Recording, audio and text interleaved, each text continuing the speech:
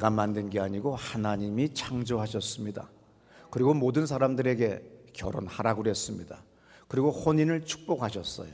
그리고 이 가정이 가정다우려면 가장 중요한 두 가지 위치가 있죠. 남편의 위치, 아내의 위치입니다. 이 남편의 위치와 아내의 위치는 서로가 보완, 보충, 협력 관계로 되어 있어요. 가부장적 사고를 가진 한국의 옛날 어른 목사님들은 자꾸 뭐라고 성경을 해석하느냐 하면 여자는 남자의 배필이다 그랬어요. 혼자 독처하는 것이 좋지 않으니 여자를 만들어 돕는 배필로 하라고 그랬는데, 그것이 옛날 사고방식을 가진 사람들이 성경 해석할 때 그렇게 한 거예요. 근데 우리가 히브리어를 보게 되면 남자는 여자 없이는 살 수 없는 존재로 만들어 버렸어요. 그래서 하나님은 나의 도움이 되신다고 하는 그 시편에 나오는, 또 구약에 나오는 여러 히브리어들을 보게 되면 바로 그 단어를 썼어요. 그래서 우리가 남자를 돕는 배필로 되어 있는 것이 아니라 여자는 하나님이 우리를 도와주셔야 되잖아요. 우리를 돕듯이 그렇게 돕는 거예요. 그러니까 남자는 여자 없으면 허당이라는 거죠. 지 아무리 잘난 척 해봐요. 마누라 죽어봐요. 미친놈만, 죄송합니다, 미치신 분만 또 장가간다고 기뻐하지요? 아닙니다. 정신없는 짓이에요. 역사상, 우리나라 역사상 현대사에서 박정희 대통령이 의지가 강한 남자인데 유경수 여사 문세광에 저격당해서 살해당하신 이후에, 시해당하신 이후에 그분 삶이 망가졌다고 그러잖아요. 분별력도 사라지게 되고 또 여러 가지로 어려운 일을 많이 겪다가 나중에 그분도 큰 어려움을 겪으셨잖아요. 아내가 없이는, 도움 없이는 안 되는 거예요.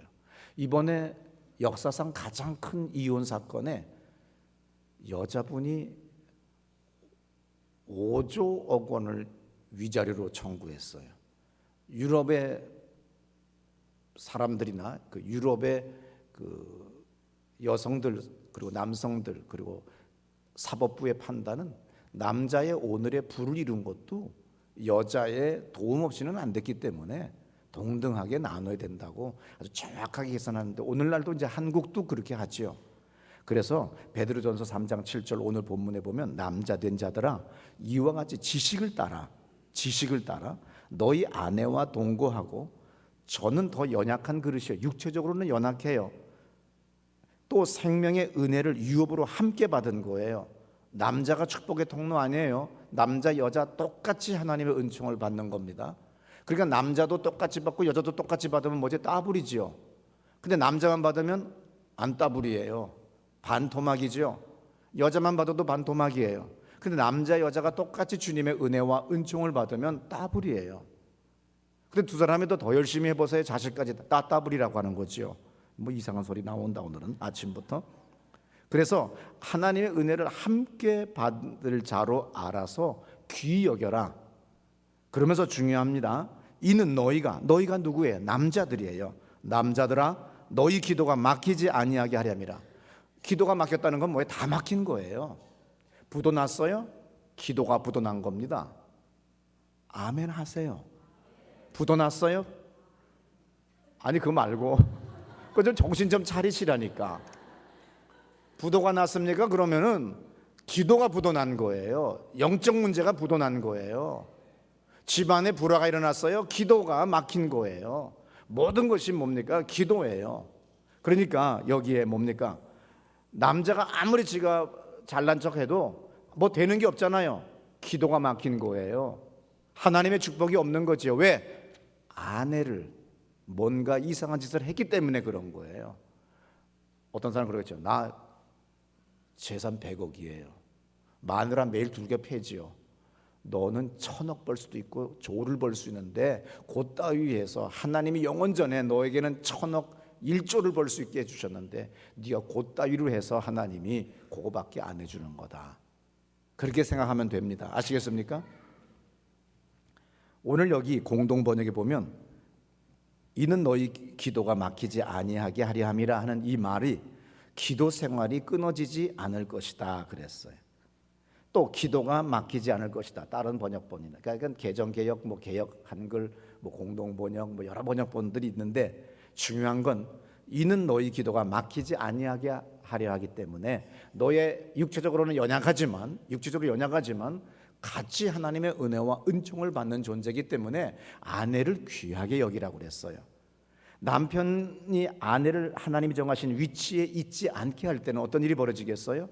기도해봐야 응답 없고 되는 일 없다, 그 얘기입니다. 어느 코미디언이 목사 됐지요? 그런데 아내 폭력 사건이 보도됐습니다. 그리고 그 부인은 며칠 전에 샌프란시스코 비행기를 타고 떠났어요. 그리고 경찰에다가는 강력하게 처벌해달라고 호소하고 갔습니다. 그 다음에 그 코미디언이 경찰서에 출두하는 장면을 각 연예 TV 기자들이 동영상을 찍었는데 자기 운전기사나 자기 매니저 등 뒤에 숨어가지고서 막 가다가 나중에는 막 뛰어갑니다. 그냥 차라리 담담하게 걸어가는 게 나아요. 뛰어 도망가는 게 더 우습잖아요. 뭘 얘기합니까? 아내를 귀하게 여기지 않았더니 얼굴을 피해 다녀야 돼요. 숨어서 다녀야 되는 인생 됐어요. 활동을 정상적으로 못하게 된 거지요. 아내를 하나님 정하신 위치에 있지 않게 했던 그 결과가 재정적으로, 명예적으로, 여러 가지로 사회적 모든 것이 다 제약을 받게 되는 그런 어려움을 겪게 되는 겁니다. 기도해봐야 소용없는 거예요. 일해봐야 소용없는 겁니다. 다 막혔다는 거지요. 창세기 2장 18절에서 남자가 혼자 사는 것이 좋지 아니 배필을 지어주겠다 그랬어요. 그래서 그 배필이 여자예요. 한국 번역에서는 돕는 배필인데 히브리 원어에서는 하나님이 우리를 도와주신다, 우리의 도움이 되시는 여호와, 우리의 도움이 되시는 하나님, 나의 도움이 되시고 방패가 되시는 하나님, 그때 쓰는 그 도움이라고 하는 그 단어가 바로 남자에게 여자 하와를 만드시고 혼인을 시키실 때 썼던 단어인데 한국 목사님들이 옛날에 번역할 때 돕는 배필, 가부장적 사고로 자 그렇게 만들어 놓은 거예요. 이런 때는 여자분들이 아멘 그러는 거예요. 이제야 진리를 깨달았습니다. 제가 여의도 순복음교회 가서 설교하면요, 이런 설교 나오면 그냥 어떤 여자는 할렐루야 막 그래요. 그냥 아멘 아멘. 남자들 기도 막힙니다. 여자들 다 위치에 세우세 그러면 아멘. 아마 되게 얻어맞고 기도 오는 것 같아 그분이. 근데 우리는 너무 점잖아. 이거 알아듣는 건지 도대체 이 무슨 소리라고 하는 건지 그런 분들 많이 계세요. 약이 오르다가 화가 나다 보니까 여러분들이 아멘을 안 해서 어디까지 했는지를 몰라요. 그러니까는 뭡니까? 남자의 가부장적 사고방식을 가진 남자들이 이렇게 해요. 남자의 갈비뼈를 빼서 하나님이 여자를 만들었으니까 여자 별 볼 일 없다 그래요. 이거 아주 머리가 단세포예요. 남자의 재료는 흙이에요. 여자의 재료는 남자예요. 재료가 좋은 게 비싼 거예요. 아, 정말 이제야 옳은 분 나왔어요. 남자가 할 수 있는 거 다 여자가 해요. 남자가 못하는 거 뭐 있어요? 애 못 낳아요. 애 못 키워요. 어떤 분이 전미수 원장님이 이런 말씀을 하셨어요. 실험을 했대요. 수컷, 그러니까 애비곰과 새끼곰을 방에 넣고 불을 막 뗐더니, 그리고 들어갔더니 수컷은 지 새끼를 깔고 앉았더래. 근데 엄마곰과 애기곰을 집어넣고 불을 막 뗐더니 엄마곰이 애기곰을 안고 누워있더래. 이게 동물의 세계에서도 모성 어머니의 힘, 여성의 힘은 그 자식에 대한 사랑은 아주 크다는 얘기죠. 우리나라에서도 어떤 남자 2명이 혼인신고를 했는데 중요한 건 법원에서 거절당했다고 뉴스에 항의하는 장면을 제가 봤습니다. 혼인은 남자와 여자가 한다고 성경에 분명히 창세기 때부터 세상을 창조하시고 만들었지, 혼인은 남자와 남자끼리 하는 거 아니라고 돼 있어요. 여자는 여자다 안 돼 있어요. 분명히 남자를 만들고 여자를 만들었기 때문에 혼인이라고 하는 것은, 가정이라고 하는 것은, 결혼이라는 것은 남자와 여자가 하는 거지 남자와 남자, 여자가 하는 거 아닙니다. 그런데 동성연애를 지지하는 사람들은, 특별히 서대문구에서 이번에 동성연애 세계적인 페스티벌을 한다고 지금 기독교 단체에서 서대문 구청장에게, 그리고 서대문에게, 그리고 경찰서에, 서울시에 항의 전화하라고 합니다. 그러면 우리가 얄팍한 지식을 가진 사람들이 있어요. 그것은 소수자다. 성소수자이기 때문에 차별하면 안 된다. 그래서 고발해야 된다. 그래서 시대가 그렇게 많이 바뀌었어요. 그래서 설교할 때 절대로 동성연애를 욕하거나 그런 것을 판단하고 정죄하는 식으로 얘기하면 안 돼요. 난 지금 뭘 하고 있어요? 성경 얘기하고 있어요. 이해되세요? 어차피 제 설교가 인터넷에도 나가고 CD도 나가고 팟캐스트도 나가고 유튜브에도 나가고 뭐 여러 가지 매체도 다 나가니까 나는 동성연애가 죄악입니다 하면 안 됩니다 얘기 안 했어요. 그냥 성경 얘기했어요. 성경에 혼인은 남자와 여자가 하게 돼 있다고. 그리고 더군다나 나는 또 얼마나, 한국에서는 여성이 한때는 소수자였죠. 차별을 받는 존재였어요. 근데 잘 생각해 보세요. 여자는 재료가 좋은 거예요. 이건 절대 제 해석이 아닙니다. 하나님이 정해주신 귀한 마음인 거예요. 남자의 재료는 흙이에요. 그 흙도 보잘것없는 휘날리는 흙, 똥 섞이고 개똥 섞이고 가래침 섞였고 그걸로 남자를 만들었어요. 그래서 완벽하게 만든 다음에 그 다음에 거기서 이제 딱 채취를 했어요. 그래서 원재료, 자료가 좋은 거예요. 그러니까 여자가 벌써 아름답잖아요. 그러니까 남자들이 자꾸 좋아하고 쫓아다니는 그 이유가 뭐예요? 여자가 재료가 좋으니까 날른 거죠. 여러분 똑같이 음식점을 갔는데 이 음식점 가격이 다르고 저 음식점이 달라요. 여러분 화로, 생선회 어느 집에 가면 싸요. 9,900원에 줘요. 아닙니다. 살아있는 생선도 이도라고 하는 노은영 권사님 운영하시는 일식집에 가면 그건 비싸요. 왜냐하면 특급 화로를 사와요. 저쪽 거는 뭐예요? 죽기 전 상처난 항생제 많이 먹은 그 화로에 살았다고 똑같은 거 아니에요. 재료가 좋기 때문에 비싼 겁니다. 아무쪼록 로마서 1장 26절에 이런 말씀이 있어요. 잘 들어보세요. 이를 인하여 하나님께서 저희를 부끄러운 욕심에 내어 버려 두셨으니. 우리가 하나님 앞에 계속해서 강팍하고 완악하고 지 고집대로 가는 사람이 있어요. 교회 와서도요, 지 고집대로 지 주장을 자꾸 피는 사람이 있어요. 자기 주장 자기 고집 피는 데가 아니고 교회는 자기를 죽이는 데입니다. 목사도 자기를 죽여야 돼요. 제가 착해지니까 새 가족들이 막 들어오잖아요. 내가 막 강팍해져 보세요.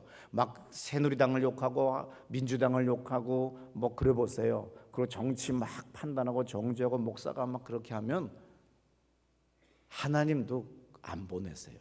성경 말씀만 전해야 돼요. 그리고 차별적으로 남자가 우수한 존재다, 여자는 차별받을 수밖에 없는 존재다, 뭐 이렇게 얘기하면 안 되는 겁니다. 그런데 우리가 계속 강팍해지고 죄를 짓고 지고집대로 나가요. 그런 사람들 아직도 교회에 많이 있죠. 그러면 주님이 그를 어떻게 해요? 내버려 두사예요. 로마서 1장 24절, 26절, 28절에 보면 계속 내버려 두사, 내버려 두사, 내버려 두사가 나옵니다. 하나님이 내비둔 존재예요. 아시겠어요? 내버려 둔 존재가 된 거예요. 여러분 죄를 졌는데 아무 일 없지요? 내버려 둔 거예요. 그래가지고 뭡니까? 여기에 부끄러운 욕심에 내버려 두었으니 별 이상한 짓들 다 해도 하나님이 내버려 뒀어요. 그래서 저희 여인들도 순리대로 쓸 것을 받고 영리로 쓰고, 여인들이 순리대로 쓴다는 건 뭐 여자는 남자를 좋아해야 되고 남자는 여자를 좋아해야 되고 남자는 여자와 결혼하고 여자는 남자와 결혼해야 된다고 하는 건데 바꿨다는 거야. 순리는 남자와 여자 이성 간의 결혼이 돼야 되는데 동성 간의 관계가 돼버렸다는 거예요. 이 순리가 영리로 바뀌었다는 거죠. 그래서 27절에 또 들어보세요. 이와 같이 남자들도 순리대로 여인 쓰기를 버리고 서로 향하여 음욕이 불릴 듯하며 남자가 남자로 더불어 부끄러운 일을 행하여 저희의 그릇됨을 상당한 보응을 그 자신에 받았느니라. 예, 그래서 그 상당한 보응을 자신에게 받는 거예요. 귀신이 역사하면요 그런 일이 벌어지는 거죠. 제가 전도사 때 청년 여자의 여자의 하나가 찾아왔어요. 목사님, 동성연애는 죄인가요? 그럼 죄지. 로마서 1장에 써 있지. 창세기 2장에도 하나님이 뭐라고 했니? 남자와 여자를 만드셨고 결혼시켰지. 어떻게 그렇게 되니? 그랬더니 그게 왜 죄일까요? 뭐 하면서 막 얘기를 해요. 내가 한참 듣다가 그 당시엔 제가 30대 초니까 너지? 누구야? 그랬더니 자기는 친구를 버릴 수가 없대. 안 돼. 그건 죄야. 그래서 안수기도를 했더니 퍽 쓰러졌어요. 귀신이 또 나갔더니 제정신 들은 거죠. 근데 얘가 드디어 이제 헤어지자고 그랬겠지요. 며칠 후에 제 자취방에 월요일 아침 일찍이 부엌문 뚫리는 소리가 들리는 거예요. 추리닝 바람으로 나가서 보니까 남자 역할하던 여자애가 서 있는 거예요. 너 재수생이 왜 오늘 학원 안 가고 여기 왔니? 그랬더니 목사님 좀 뵈려고요. 그래? 들어와라요. 네, 들어왔어요. 근데 가방 하나를 탁 들고 이렇게 딱 앞에 앉았어요. 껴안고. 왜 저보고 헤어지라고 그랬어요? 그래서 오늘 목사님 죽여버리려고요. 근데 그럴 때는 항상 제가 또 요새 아이들이 하는 말이 있잖아요. 생 깐다는 거. 제가 아주 그냥 아랑곳 없이 그래? 뭘로 죽이려고? 식칼로요. 식칼 가져왔니? 네. 쫙 열어요. 아이고, 내가 뭐 쟤한테 칼 맞아 죽을 일은 없지. 다 다치겠지 많이. 싸워야 되니까. 나도 빨리 웃으면서 그냥 베개를 딱 앞에다 껴안았어요. 칼 던지면 쏘면 나도 같이 베개로 맞고 앞차기를 해야죠. 그래서 내가 웃으면서 죽어도 그 귀신이 말이야 못 먹고 죽은 귀신하고 먹고 죽은 귀신이 옛날 말에 때깔도 다르다지 않니? 내가 어제 저녁도 못 먹었어요. 아침 먹어야 되니까 밥은 좀 먹고 죽자 얘. 너 슈퍼 가서 저기 소세지 좀 사와. 내가 김치찌개나 넣어가지고 너 김치 소세지 해줄게. 하도 어이가 없는 거야. 지금 죽이러 왔다는데 내가 그러니까 그래 저거 창문 좀 열어 환기 좀 지키게. 내 도망갈 구멍을 해야 될 거 아니에요. 얘가 또 워낙 또 순진해졌어. 이제 하도 목사가 여러분 남편이 성질을 막 내면 같이 지랄하면 안 돼요. 아내가 성질을 막 내면 같이 성질 내는 거 아니야. 한 사람이 잦아들면 평화가 옵니다. 네가 날 죽인다고 그래서 이렇게 나가면 안 되는 거예요. 그냥 말도 안 되는 소리 하는 거죠. 창문 열어 사와. 인마 빨리 사오라니까. 내가 지금 추리닝 바람으로 어떻게 가니? 내가 빨리 가서 사와. 내가 김치는 내가 쓸 테니까. 그래서 돈을 탁 던져줬어요. 가더라고. 그래서 가방 다시 봤더니 정말 식칼이 들어있어요. 이야 이거 큰일 났다. 밥하면서 이제 제가 기도하는 겁니다. 주님 이거 정말 살기야 살겠지만 창피합니다. 썬데이 서울에 분명히 노총각 자취방에 여자아이가 식칼 들고 와서 난동을 부렸다. 이러면 이거 기사는 항상 결정적으로 결론 내려놓지 이거 얘기하겠어요? 아주 고민 많이 했죠. 그러다가 이제 밥을 먹게 됐어요. 그러고 난 다음에 쭉 설명을 해주고 다시 또 얘기하고 기도해서 해결됐습니다. 저는 그때부터 이 동성연애라는 거 이런 것이 영적인 문제라고 하는 걸 그때 알았어요. 아무쪼록 지금 가다가 지금 옆으로 갔다가 다시 갑니다. 성경에 모세라고 하는 인물은 아주 중요한 위치에 있어요. 기독교 역사에 모세를 뺄 수가 없습니다. 이스라엘 역사에 모세를 뺄 수가 없어요. 출애굽기에서 모세가 등장하죠. 그럼 이 모세가 등장하기 위해서 배경이 필요하잖아요. 또 돕는 사람이 필요하잖아요. 출애굽기 1장 자체가 암울하게 시작합니다. 아마 영화 감독이 영화 촬영을 한다고 한다면 아마 잿빛 아니면 검은색 아니면 검붉은색으로 배경을 집어넣으면서 암울한 음악을 틀을 거예요. 출애굽은 눈물과 통곡과 슬픔과 죽음으로 소리가 들리고 피 소리가 나는 그러한 것으로 시작됩니다. 거기에 모세가 하나님께서는 그때의 그 장소에 하나님의 섭리를 위해서 모세를 보내셨어요. 태어나게 하시는 거죠. 그런데 이 모세를 위해서는 누가 필요해요? 다른 사람 필요한데 다 믿음의 여자들이 나와요. 모세의 어머니, 이름 없는 두 산파, 모세의 누이가 믿음의 행동을 가지고 모세를 지켰지요. 그리고 에집트에 나일강에 흘려보내서 에집트에 뭐가 됐습니까? 왕자, 공주의 양아들이 되게 해서 에집트의 왕자가 되게 만드는 장면이 나와요. 하나님의 섭리는 놀라워요. 이렇게 하나님의 결정적인 큰 일을 할 때마다 항상 믿음의 여자들이 나오고, 성경에서 보면 남자들은 항상 큰 소리 치다가 도망가는 게 나와요. 이것이 성경에서 누가복음에서 특별히 많이 등장하는 내용들입니다. 오늘 아내들에게도 베드로 사도가 이렇게 권면하죠. 3장 1절 다 같이 우리 두 목소리 두 옥타브 올려서 크게 읽습니다. 아내된 자들아,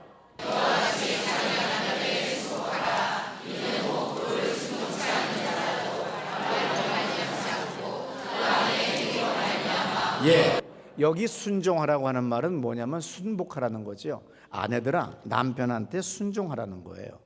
아주 중요한 얘기입니다.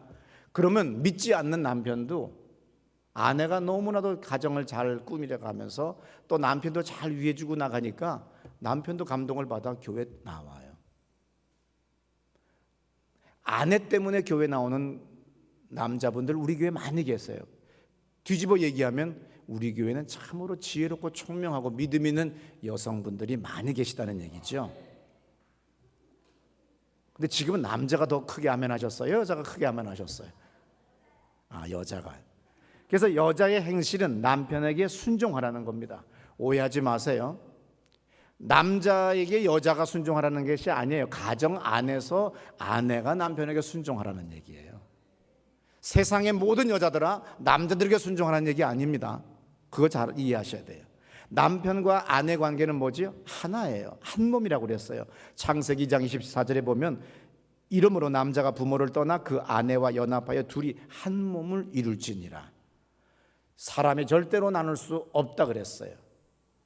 어저께 제가 12시에 결혼 주례를 청량리에서 서게 됐어요. 저는 항상 주례를 많이 쓰다 보니까 저는 주례사를 심각하게 그리고 거창하게 하지 않아요. 왜냐하면 신랑 신부는 아랑곳하지 않아요. 양가 부모도요 듣지 않아요. 그래서 그냥 목사로서의 공식적인 하나님 앞에 결혼 혼인 예배이기 때문에 선언적인 거기 때문에 거기에 중점을 두지 주례사는 거기서 그렇게 심각하게 하지 않습니다. 그런데 저는 항상 주례사를 하다 보면 너무 많은 사람들을 결혼식을 하다 보면 저도 미천이 딸리지 않겠어요. 똑같은 결혼인데. 그래서 항상 너희들이 원하는 성경 구절이 뭐냐 가져와라 그래요. 그랬더니 12시에 결혼한 남자 신랑은 그 본문을 가져왔어요. 둘이 한 몸이 되는데 결단코 나누지 못할지니라. 이야, 특이한 거 가져왔다. 얘가 신앙생활 너 언제부터 했니? 그랬더니 중3 때부터 했습니다. 몇 살이냐? 25살입니다. 이거는 꽤 깊은 성경 구절인데 단순히 결혼에 대한 이야기로 끝나는 것이 아니라 교회에 대해서 예수 그리스도와 교회의 관계, 이것에 대한 예표가 여기 나오는 건데 어떻게 이걸 다 하나 그렇게 생각을 했어요. 아무쪼록 에베소서 1장 22절에 보면 또 만물을 그 발 아래 복종케 하시고 그를 만물의 교회의 머리로 주셨다 그랬어요. 누구예요? 예수 그리스도가 교회의 머리가 된다는 거지요. 그러면서 23절에 교회는 그의 몸이니 만물 안에서 만물을 충만케 하시는 자의 충만이라. 교회가 그의 몸이래요. 예수 그리스도가 교회의 머리며 교회는 그의 머리래요. 한 몸이에요. 예수 없는 교회 있을 수 없지요. 또 교회 없는 예수 그리스도 있을 수 없는 거지요. 하나님이 뭘 하셨어요? 영원 전부터 창세기 1장 1절부터 뭔가를 하시는데 인간을 창조하시고 수많은 나라를 세우시고 많은 왕들이 예언자들이 사건들이 수없이 나오지만 하나님이 하시는 일은 딱 일관되게 하나인데 교회를 세우는 거예요. 그 교회를 세우기 위해서 뭐가 필요해요? 사람이 필요해요. 이 사람을 구원하기 위해서 뭘 해요? 예수 그리스도가 피 흘려 죽으러 오시는 거예요. 그래서 교회의 머리가 예수 그리스도고 교회는 그의 몸이에요. 이것을 위해서 주님은 사람을 창조하시고 혼인을 시키시고 사람을 복주시고 가정을 축복하시는 거예요. 그리고 아내는, 여자는 남자의 종속물이 아니고 아직도 중근동이나 아프리카나 후진국적 사고를 가진 사람들은 여자를 우습게 여기는데 여자의 도움 없이는 살 수 없는 그러한 존재로 만들어서 결혼을 시키셨어요. 이것을 알고 결혼 생활을 하게 되고 아내와 남편에게 서로가 존중하고 나가면 그 집 축복이 됩니다. 그래서 에베소서 5장 32절에서 이 비밀이 크도다. 이거는 그냥 악을 쓰듯이 한번 해보시겠어요? 이 비밀이 크도다. 그냥 크게 어저께 이 결혼식도요. 이제는 제가 30년째 주례를 쓰다 보니까 계속 트렌드가 바뀌어요. 그 뭐냐면 옛날에는 딴딴따단 딴딴따단 지금 그거 없어졌어요. 별의별 음악이 다 나와요. 이제 신랑 입장도 별 이상한 거 다 해요. 어제 12시 결혼식은 신랑이 딱 나왔어요. 신부 입장 해야 되잖아요. 그랬더니 뭐라는 줄 아세요? 은별아! 신부 이름이 은별인데 나오라는 거예요. 그랬더니 사회자 그럽니다. 작아요. 신부가 안 들립니다. 대기실에서. 그랬더니 은별아! 나와! 더 크게 은별아! 그래. 그랬더니 그제서야 신부가 다 조명을 받고 등장합니다. 그리고 친정 아버지와 이제 나오기 시작하는 거예요. 그리고 결혼 축가는 옛날에 그 노래도 아니에요. 아무쪼록 세상 참 많이 바뀌었습니다. 근데 이 32절이 중요한 거지요. 이 비밀이 크도다. 가장 큰 목소리 시작. 예, 이 비밀이 크대요. 남자가 여자가 부모를 떠나 결혼해서 한 몸이 됐는데 이 비밀이 크대요. 그냥 좋아서 둘이 먹고 살라고 결혼시킨 거 아니라는 거지요. 그러면서 뭐라고 나와요? 그 뒤에 내가 그리스도와 교회에 대하여 말한다. 바로 그리스도와 교회에 대한 관계의 예표가 혼인이라는 거죠. 가정 없는 교회, 교회 없는 가정, 가정이 든든해야 교회가 든든합니다. 교회가 든든하려면 가정들이 든든해야 됩니다. 가정의 축복이, 가정의 부흥이 교회의 부흥입니다. 믿습니까? 가정과 교회는 아주 중요한 관계인 거예요. 그 가정들을 통하여 교회가 생겨나가는 거예요. 근데 그것의 처음은 뭐예요? 왜 인간을 만들어요? 왜 남자를 만들어요? 왜 여자를 만들어요? 아주 대단한 하나님의 섭리를 이루기 위한 거예요. 근데 사람들은 육신의 정욕과 안목의 정욕과 이생의 자랑을 쫓아서 지 마음대로 결혼을 합니다. 그래서 가정이 어려워지는 거예요. 하나님이 예비한 신부가 있어요. 하나님이 예비한 신랑이 있는 겁니다. 서로 보완 관계를 잘 해서 협력 상생의 길을 가게 되면 엄청난 축복의 통로가 되는데 나중에 자기 감정대로 지 뜻대로 지 고집대로 소리 지르다가 나중에 파경에 이르게 돼요. 그러면 축복이 남자가 아무리 애써도 소용없는 거예요. 대통령이 돼도 소용이 없는 거예요. 사람은 그때부터 몰락의 길을 걸어가는 겁니다. 프랑스의 지난번 대통령이 누굽니까? 유명한 바람둥이잖아요. 그 바람핀 이후 이혼한 이후 대통령 현직에 있을 때 뭐가 됐어요? 세계 정치사에 그 이름 안 나옵니다. 단지 바람둥이로만 나와요. 하나님은 이렇게 창세기 때부터 일관되게 바로 교회를 세우기 위해서, 교회를 통하여 하나님의 뜻을 이루기 위해서 사람을 창조하시고 혼인을 시키시고 가정을 만드시는 거예요. 근데 이 가정에서 가장 중요한 게 바로 남편이라고 하는 위치, 아내라는 위치예요. 이 두 개는 서로가 협력 보완 관계지 누가 차등을 받아야 될 존재는 없는 겁니다. 오늘 교회가 가정의 예표가 되는 거고 또 가정의 예표가 교회가 되는 거죠. 그래서 이 가정의 남편과 아내의 위치가 한 몸이 돼서 완벽하게 영혼육이 하나가 될 때 놀라운 축복을 받습니다. 여자들에게 그렇다고 또 교만 떨까봐 이제 다시 베드로가 얘기해요. 3장 2절에서 너희 단장은 머리를 꾸미고 금을 차고 아름다운 옷을 입는 외모로 하지 말아라. 자꾸 내 얼굴이 명품 써야 돼, 비싼 거 써야 돼, SK2 사와 이런 소리 하지 말고 네 속 내면을 꾸미라는 거예요. 그리고 사라의 비유를 대면서 뭐라고 그래요? 사라가 자기 남편을 뭐라고 그랬어요? 나의 주 아도나이라고 얘기했다고. 그래서 그렇게 절대적으로 남편을 이렇게 순종해 주라는 거예요. 그렇게 되면 놀라운 역사가 일어난다는 거죠. 그 전에 길자연 목사님과 같이 식사를 하게 됐어요. 제 옆에 계신데 그분은 목소리가 점잖고 젊으세요. 70살이 넘으셨으니까. 다른 목사님들은 막 거창하게 막 영적인 얘기, 교회 붕괴된 얘기 하는데 길자연 목사님은 그날 결혼식에서 만났기 때문에 같이 식사를 하다가 여자는 아련해야 돼요. 다른 목사님들은 뭐 아는 것도 없어요. 지금 막 먹느라고 막 딴 얘기하느라고 정치 얘기하고 막 욕하느라고 정신 없어요. 근데 이 할아버지 목사님은 여자는 아련해야 돼요. 얼마나 재미있어요. 그래서 내가 아련이 뭡니까? 그랬더니 아련이라는 것은 좋은 옷을 입지 않아도 옷에 맵시가 나고 큰 소리 치지 않았지만 그에게는 힘이 있으며 그가 하는 모든 일마다 남편을 세우고 남편을 자랑스럽게 만들어주고 남편을 성공시키죠. 그런 여인 만나셨어요? 제 아내입니다. 사모님이 연세가 어떻게 됐어요? 1살 연상이죠.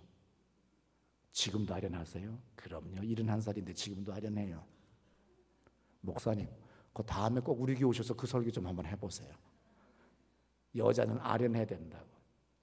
정말 아련하지 않은 여자 많습니다.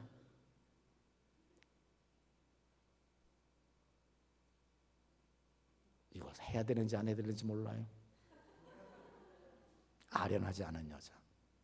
뭐든지 그냥 남편 들어오면 와이사스서부터 다 조사해. 냄새까지 다 맡아. 바람 폈는지.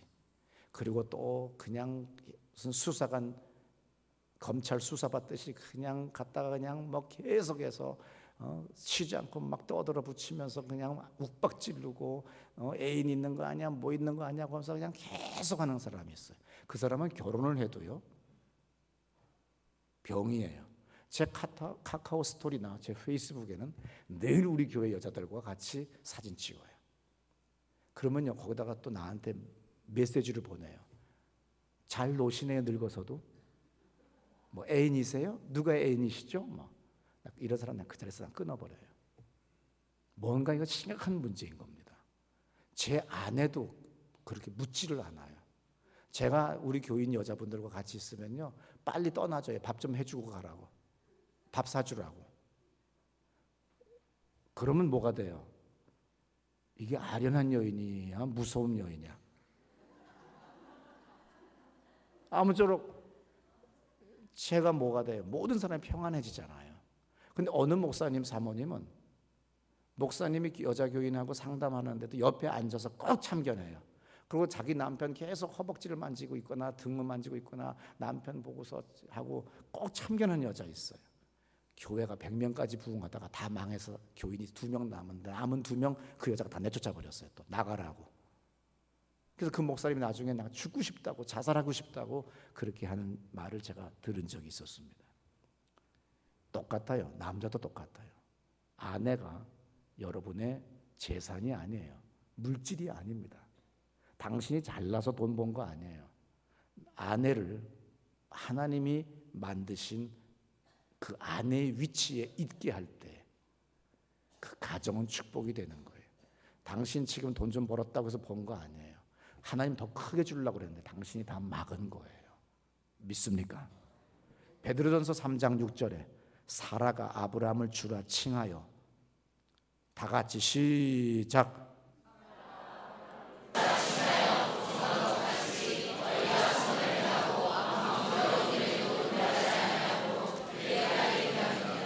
베드로 사도가 아브라함의 아내 사라가 자기 남편을 뭐라고 해석했다고? 아도나이, 나의 주 그렇게 얘기했대요. 그렇다고 뭐 하나님 그렇게 얘기했다는 뜻은 아니죠. 그만큼 나의 주인이시여 이런 마음으로 나의 주 이렇게 나갔더니 하나님이 복을 줬어요. 그래서 어떤 일이 벌어졌습니까? 그의 딸이 되었다 그랬어요. 너희가 선을 행하고 아무 두려운 일에도 놀라지 아니함으로 그의 딸이 된다. 여러분들도 그러한 자세로 나가게 되면 바로 사라의 딸이 되는 거예요. 그럼 대칭이 되면 뭐가 됩니까? 반대로 갈라디아 4장 31절에 그런즉 형제들아 우리는 계집종의 자녀가 아니요 자유하는 여자의 자녀다. 우리는 사라는 어떤 여자의 자유한 여자라는 거죠. 자유하는 여자예요. 이 정말 영혼육이 자유한 여자예요. 그러면서 대칭되는 게 뭐가 있어요? 우리가 예수 그리스도를 나의 구세주로 영접하게 되면 아브라함의 후손이 돼요. 아브라함의 아들이 돼요. 우리가 복종을 하게 되면 뭐가 됩니까? 사라의 딸이 되는 거예요. 사라의 딸은 뭐가 돼요? 사라가 어떤 여자예요? 자유하는 여자예요. 놀라운 일이 벌어지는 거죠. 그러므로 우리가 아브라함의 후손이며 또한 사라의 딸과 같이 산다고 하는 것은 엄청난 주님의 축복인 겁니다. 2014년은 특별히 올 봄은 우리에게 분노와 좌절과 슬픔을 주었어요. 세월호 사건 하나 때문에 얼마나 많은 사람들이 슬픔과 두려움과 분노와 좌절과 그리고 또 이후로 말미암아 경제적으로 또 많은 타격을 지금 받고 있습니다. 이번 기회에 사업이 어렵다고 하시는 분들, 이번에 성경적으로 살아보라는 얘기예요. 이번 주 한번 고쳐보라는 얘기예요. 어떻게 해보라고요? 아내를 아내의 위치에 앉게 하라는 얘기죠. 내가 남자인데, 내가 돈 벌어 왔는데 네 차 내가 사줬잖아, 벤츠. 이런 소리 하지 말라고. 아내 때문에 당신이 돈 번 거야. 아내 때문에 네가 살고 있는 거야.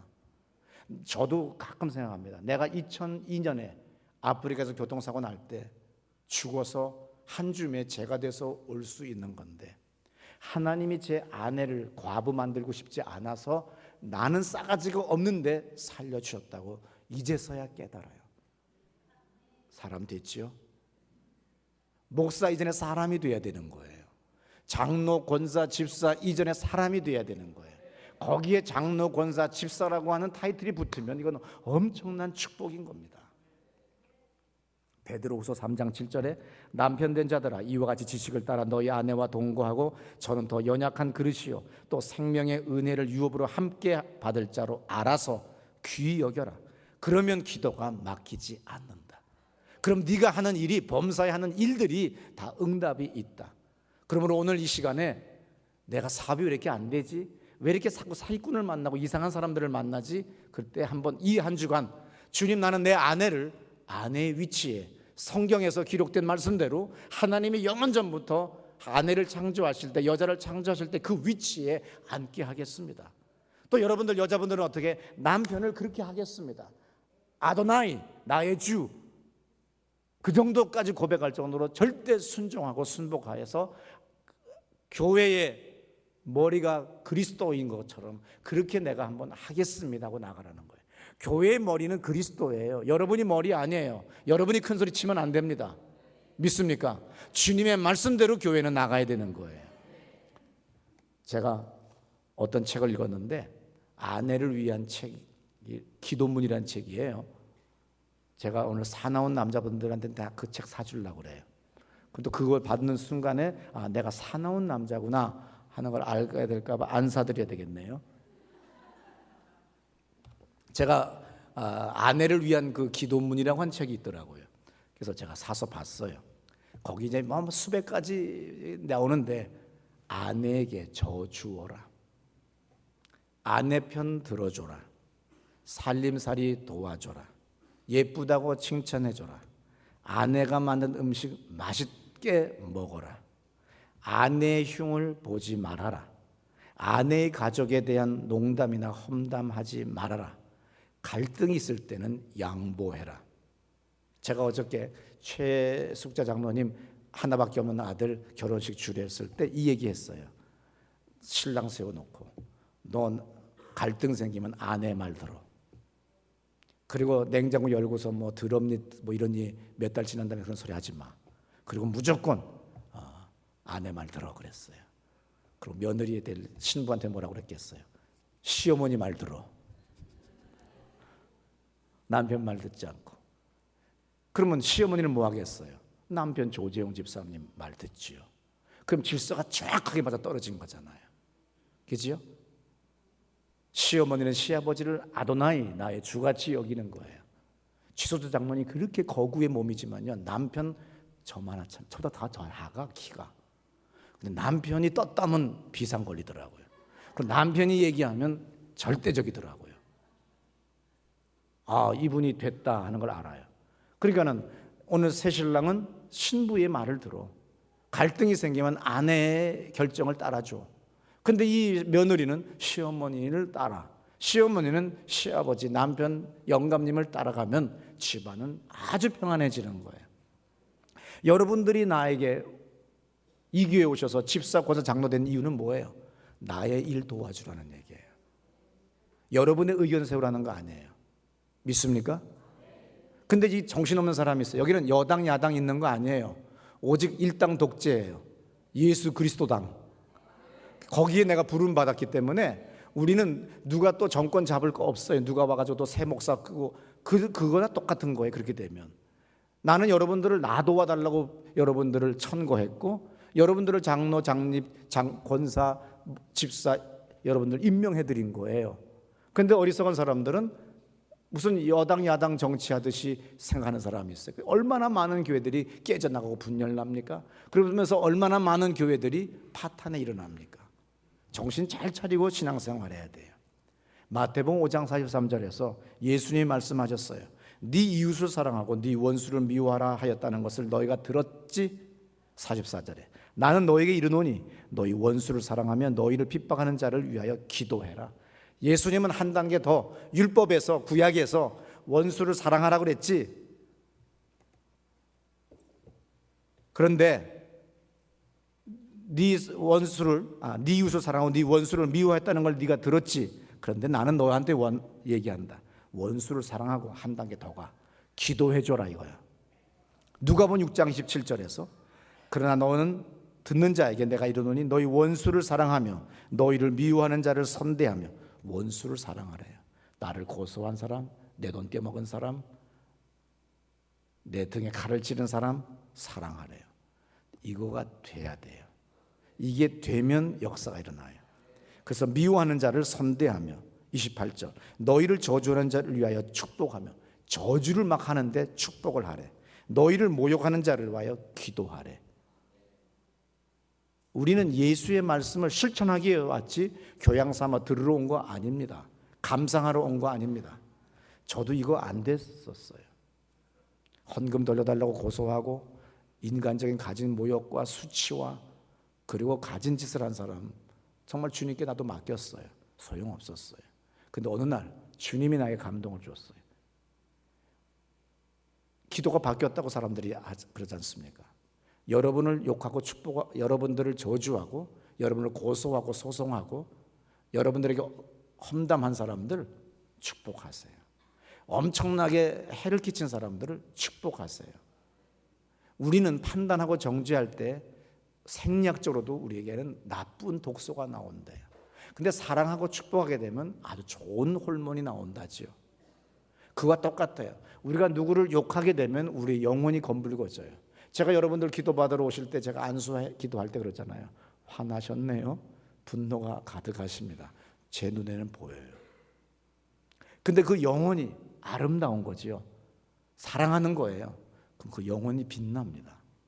그래서 제가 아는 거예요. 그러면 뭐예요? 만물이 주님이 우리가 뭘 구할 때 우주 저 멀리서 가져오느라고 오래 걸리는 겁니까? 아니에요. 내가 나를 막은 거예요. 그래서 우리는 주님의 가르침대로 사랑해야 됩니다. 축복해야 되는 거예요. 이 한 주간 새벽 기도 때 그거 하자는 거죠. 우리 모든 남자들은 아내를 아내의 위치에 앉게 하는 거예요. 그렇다고 이제 또 정신없는 남자를 위해서 내가 하나 보충합니다. 아내의 말을 들어라. 아내의 결정을 따라라.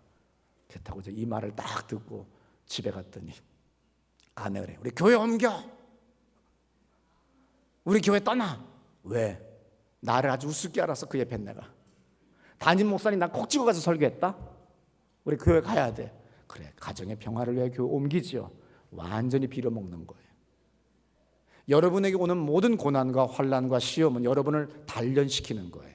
여러분 방향 바꾸라는 거예요. 여러분의 영혼, 육을, 사고를, 언어를 바꾸라고 주님이 오늘 벽을 만나게 하신 겁니다.